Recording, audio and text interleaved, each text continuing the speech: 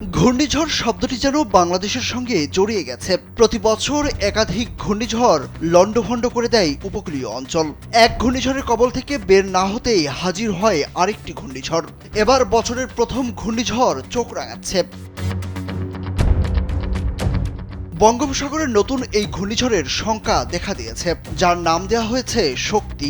আবহাওয়া বিশেষজ্ঞরা বলছেন বছরের প্রথম ঘূর্ণিঝড়, তাই পূর্ণ শক্তি সঞ্চয় করলে নামের মতোই তছনছ করে দিতে পারে উপকূল।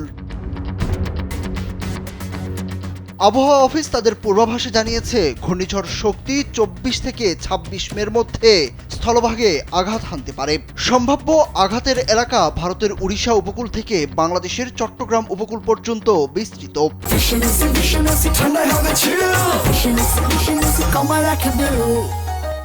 তবে সবচেয়ে বেশি ঝুঁকির মধ্যে রয়েছে বাংলাদেশের খুলনা বিভাগ এবং ভারতের পশ্চিমবঙ্গ উপকূল।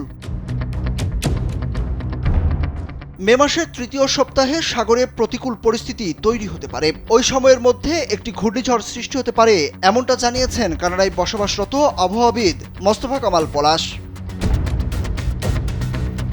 তিনি জানিয়েছেন এখনও ঘূর্ণিঝড়টি তৈরি হয়নি, তবে বঙ্গোপসাগরে যে পরিবেশ তৈরি হচ্ছে তা ঘূর্ণিঝড় সৃষ্টির জন্য অনুকূল। তাই পরিস্থিতি যেমন যাচ্ছে এতে করে ঘূর্ণিঝড় তৈরি হওয়া সময়ের ব্যাপার মাত্র।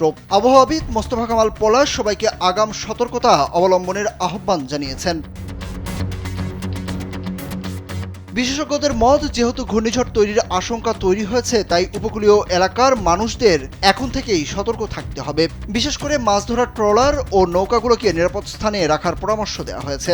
এছাড়া ঘূর্ণিঝড় আঘাত হানার আশঙ্কায় যে কোনো সময় আশ্রয় কেন্দ্রে যাওয়ার জন্য মানসিকভাবে প্রস্তুত থাকার কথাও বলা হয়েছে।